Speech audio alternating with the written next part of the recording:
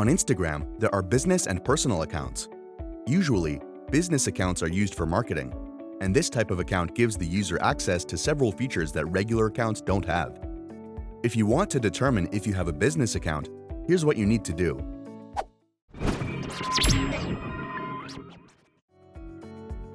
Open the Instagram app on your phone. On the bottom right, tap your profile icon. Next, tap the three horizontal lines at the upper right corner of the screen and select Settings. From the options, tap Account.